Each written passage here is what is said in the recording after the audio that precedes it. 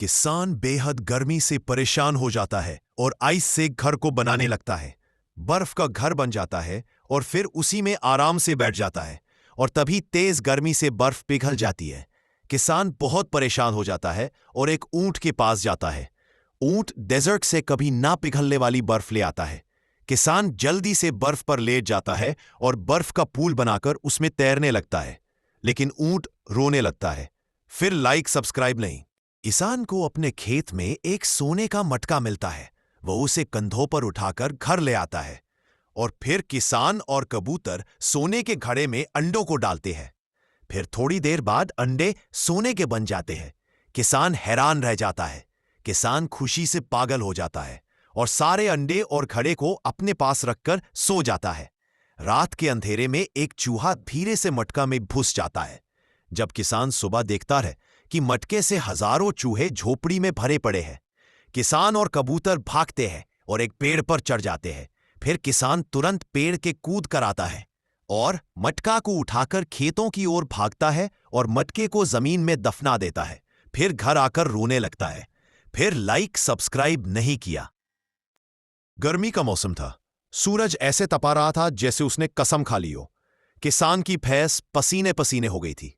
किसान ने एक नहीं, दो नहीं, पूरे 4 पंखे लगा दिए, लेकिन भैंस ने धीरे से गर्दन हिलाई। नहीं, किसान समझ गया, अब कुछ बड़ा करना पड़ेगा। अगले ही पल किसान ट्रैक्टर भर के बर्फ ले आया। भैंस को बर्फ से ढक दिया गया, लेकिन कुछ ही देर में बर्फ भी पिघल गई। अब किसान ने ठान लिया, अब तो फुल बंदोबस्त करूंगा। वो भागा, फ्रिज उठा लाया, फ्रिज खोला और भैंस को अंदर बिठा दिया। अब भैंस चिल कर रही थी, आराम से बैठी, आंखें बंद, एक हल्की सी मुस्कान। लेकिन तभी किसान की आंखों से आंसू निकल आए। लोगों ने हैरानी से पूछा, क्यों रो रहे हो? जो बंदर और किसान खूब मेहनत करके डेजर्ट में एक घर बनाते हैं, या बंदर दूर दूर से भोजन और पानी लाता है, तो किसान भी बहुत मेहनत करके ईंटों को लाता है और फिर घर बनकर तैयार हो जाता है। एक दिन किसान और बंदर आराम कर रहे होते हैं, तभी बहुत तेज बाढ़ आ जाती है और किसान का घर डूब जाता है और ये देखकर बंदर रोने लगता है। फिर लाइक सब्सक्राइब नहीं। किसान और बड़ा कबूतर मिलकर एक बड़ा रॉकेट बना रहे थे और कुछ दिनों की कड़ी मेहनत के बाद रॉकेट बनकर तैयार हो जाता है और फिर कबूतर चांद पर जाने के लिए रॉकेट में बैठ जाता है और फिर चांद के लिए रवाना हो जाता है।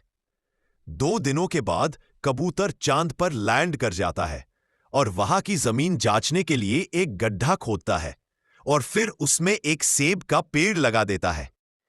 कुछ दिनों के बाद पेड़ बड़ा हो जाता है और फल आ जाते हैं, लेकिन कबूतर रोने लगता है। फिर लाइक सब्सक्राइब नहीं।